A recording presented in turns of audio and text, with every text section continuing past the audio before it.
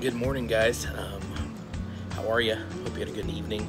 Hope you're going to have a good day. Some stuff going on this weekend. Opportunity Cast today at 1 o'clock. We won't have Dr. Dan with us today as he's got some stuff going on and needs the day.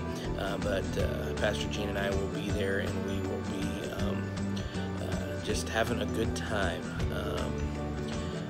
Not even sure what we're going to talk about yet, but it'll be a good time. And then don't forget, church fully open tomorrow with nursery and connection classes. Looking forward to seeing you there. Again, if you feel like you need to stay home, no problem. We're online. If you feel like you need to wear a mask, no problem. No judgment.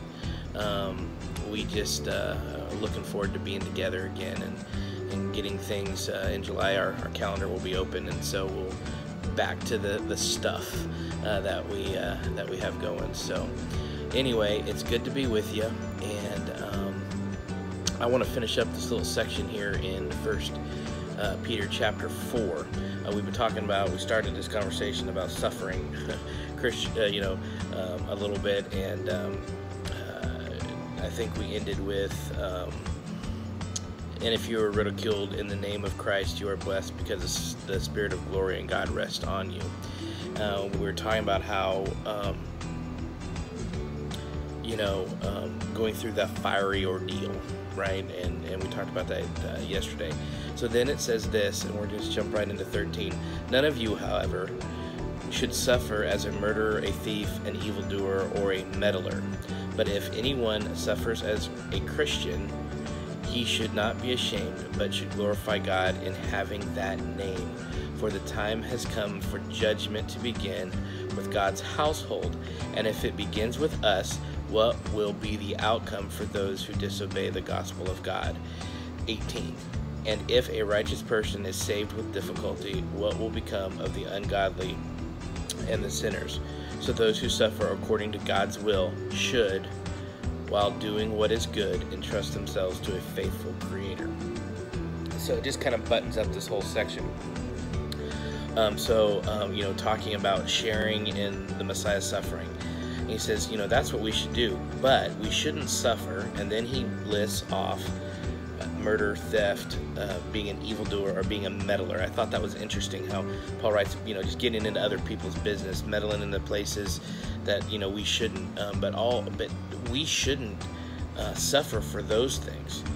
So really what he's saying is, let's suffer for what is worth suffering for, and that's Jesus, right? And that's that relationship. And so he's saying, don't suffer for these other things because it's not worth it.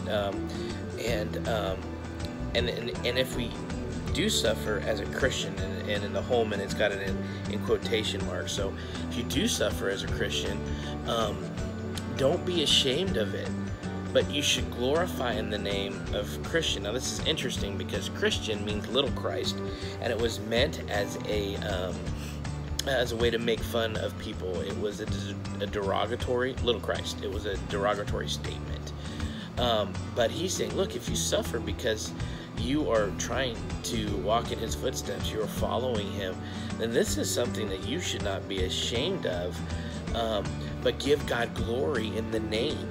And boy, that's something to think about. How we live our life. Are we giving God glory to the name of God? How we respond, how we handle our business affairs, how we handle our family affairs, how we look at people that are different from us. Are we glorifying God in these things, or have we completely gone the other way? And then if you think about Jesus' teaching, like on murder, if you think hatred in your heart, you've already murdered. And I look at this thing, it doesn't say anything about theft that way, but really when you think about from the Ten Commandments perspective, I covet that, wouldn't that kind of be the same as theft? Or an evildoer, what we just want, what is evil, or when we're presented with two options, we tend to pick the other one.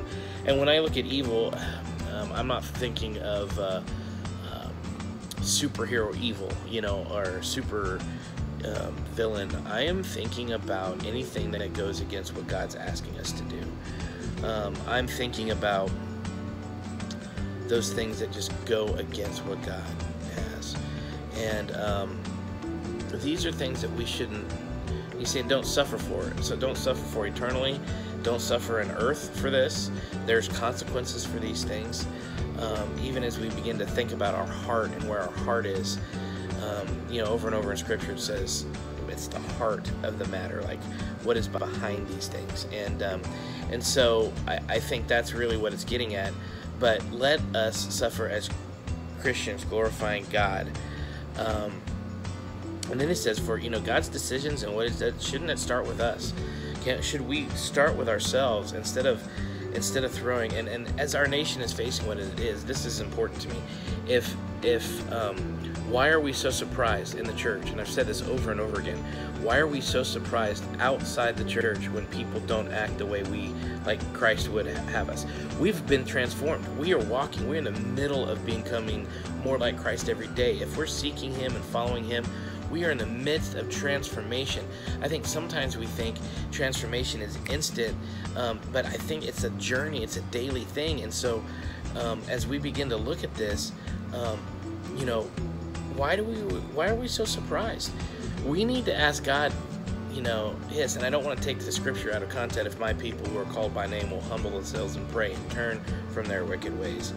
I don't want to take that out of context, but really it comes on the individual, on us. If His body, His church, listen guys, if we try to become more like Him individually, not worry about whatever people's doing. I mean, that whole story in the New Testament when after the resurrection of Jesus and Jesus is bringing Peter to get a thing, and He says, feed my sheep, do you love me? He asked 3 times, and then there's conversation about what would Peter's end of his life look like, and then he looks to John, the one he loved. And it's interesting, if you really look at this, there's this dynamic between these two.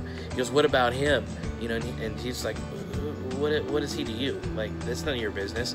And I really think that's how we need to say, Lord, if we are just working on me and start and not look at where everybody else is, but keep our eyes focused on Him, and say, Lord, help me to be this way. Yeah, sometimes we're rescued in difficult times. Sometimes, whatever. There's people who don't know the gospel, and how is it going to be for them if we're not allowing God to transform us? But at the end of it, it says, so those who suffer according to God's will should, while doing what is good, entrust themselves to a faithful Creator.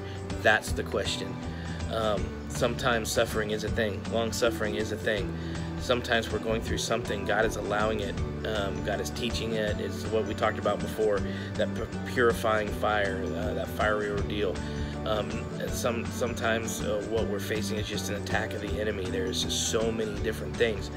But in all these things, shouldn't we still be doing good and entrust ourselves to a faithful Creator? The one who created you, God the Father, is faithful, and He is just wanting to hold you and see you, and He is a God of love, and that's what Jesus came. It says that in Jesus is the fullness of God, and so that the way Jesus taught and how He interacted with people was really the fullness of God coming through, and how God sees us and hears us. And so guys, today, know that you serve a faithful Creator.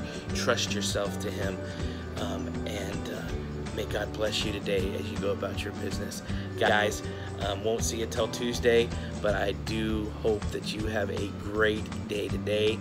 Hope to see you in church, whether online or in person. Guys, I love you to pieces. Have a great weekend. We love you. Bye.